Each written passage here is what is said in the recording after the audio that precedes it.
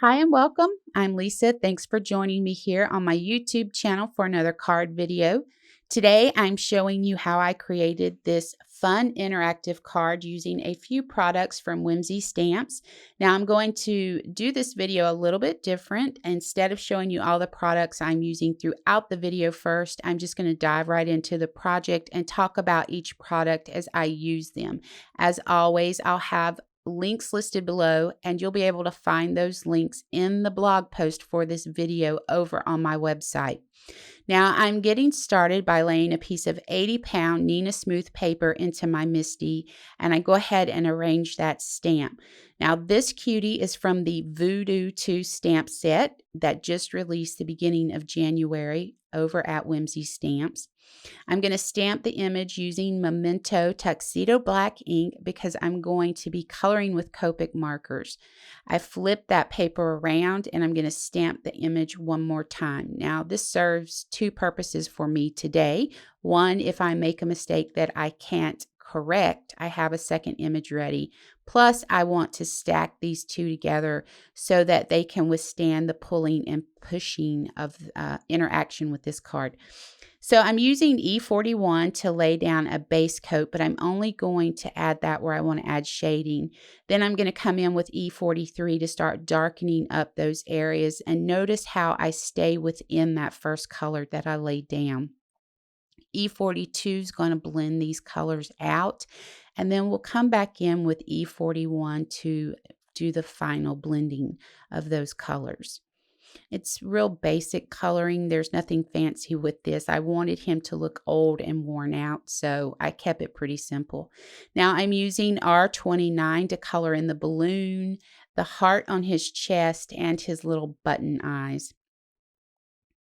So I'm going to come in with polychromos at this point, and I'm just using a dark brown, and I'm adding some shading to him. I'm also going to come in with a dark gray to add more shading to him. Now, I'm only using the dark gray in certain areas. I'm not going to go over everything that I did with the dark brown because that kind of defeats the purpose in my opinion. I feel like by using the dark brown in some areas and then the dark gray in other areas, it gives him more depth. And I just like the way it looks.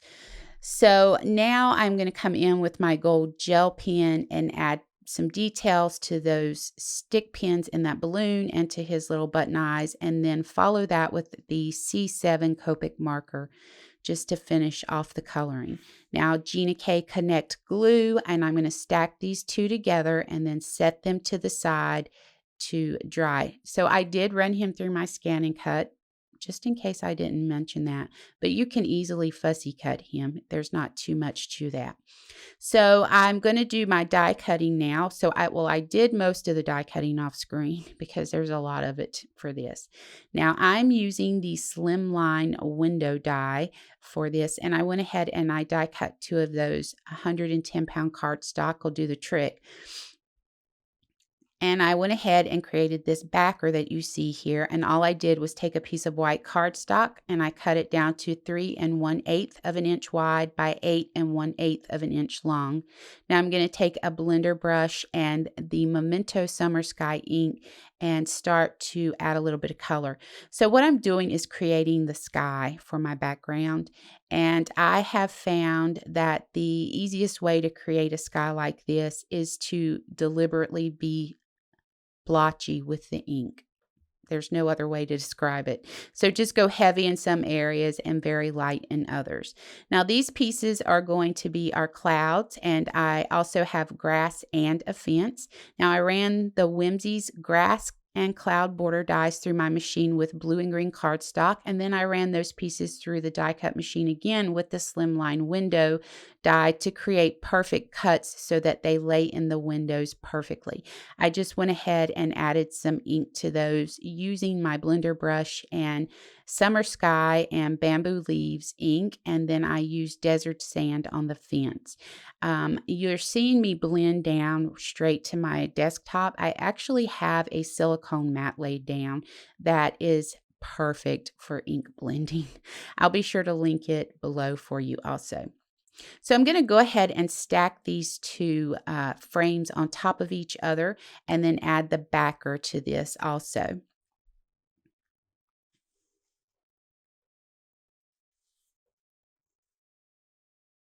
And then we're going to go ahead and start laying the clouds and grass and fence in. And I'm just using the Connect glue to adhere everything in place. Now, because I doubled up on some of the layers, that's why I cut 2 of those Slimline window frames so that everything would be flush across the top of the card. And as you can see, this really does make a cute scene. Like, I just want to make so many things with this. It's not even funny. Okay, so now that we have this done, we have our 4" by 9" card base here, and I decided that I wanted to add some color to this to tone down that stark white a little bit. So I'm going to use the Memento Summer Sky ink and the same blender brush to add a bit of color to around the edges. Now I'm gluing the scene in the middle of this card base, so I really don't need to ink that area up. So now it's time to start assembling the card. This is where it gets fun. So on the screen, you're going to see the Whimsy Stamps No See Kinetic dies, and there's the pull tab. That's what we're working with first. I'm going to start by laying down mounting foam all around that pull tab, and instead of creating a track out of cardstock, I'm just going to use the mounting foam as the track for the slider. Now I'm going to keep that pull tab in place as I lay the foam down. You don't want anything to interfere with the movement of the tab, so it helps to keep it in place. It just serves as a reminder not to put anything there. So I'm just deciding now where I want my pull tab to stop, and I'm going to go ahead and use this piece of mounting foam as a stopping point for that pull tab. Now, I don't recommend this method for all interactive cards, but this is a basic pull and push, so it works fine. I'm going to go ahead now and trim down this mounting foam to add to the bottom of the panel.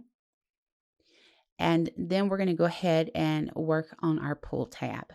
So I went ahead and die cut 2 of these tabs, and I'm just going to use some liquid glue, the Gina Connect glue, and glue them together. Now I used 110-pound cardstock to cut those out because you're going to be pulling and pushing on it, and it's heavy, it'll withstand it.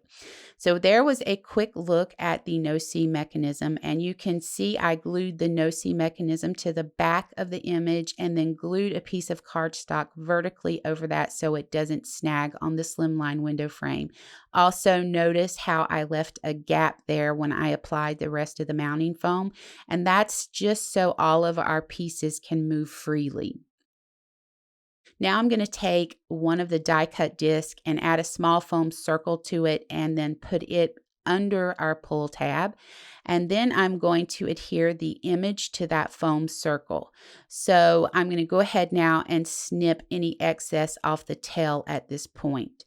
I want to fill in some of the space under the no-see mechanism, so I'm just going to cut down white cardstock to glue in there, and this is just going to ensure that everything stays in place. So I'm going to remove the paper backing from the mounting foam and then place a piece of white cardstock that I've cut down over the back of that. So you could go ahead and adhere this straight to the card base, but I found that adding a panel and then using liquid glue to adhere to the card base makes it much easier. It gives you a little bit of time to make sure everything is straight. I'm going to come in with a pen and just write pull on the top of the tab.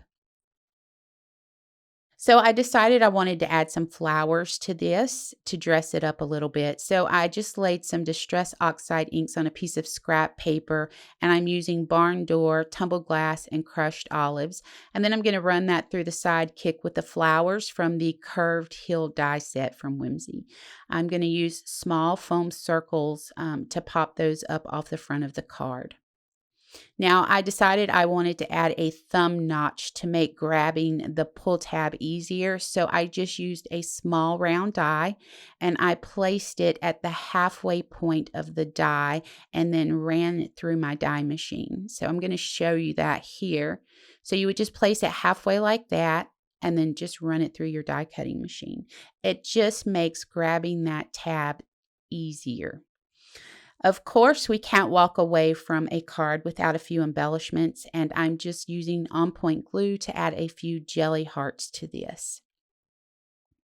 So we're going to finish this off by stamping the sentiment, I love VooDoo Too, using VersaFine Onyx Black ink. So here's this cutie in action, super cute, along with the card that inspired this video. So you can see the changes that I made on the second card, but I think they both turned out super cute. So I'm curious, do you like to see the products being used at the beginning of the video, or do you prefer just getting started with the project right away? Let me know in the comments below. I love reading all of your feedback, and as always, encourage you to leave any suggestions or questions below. Don't forget to hop over to the website where you can become an email subscriber to get up-to-date information on what's coming up.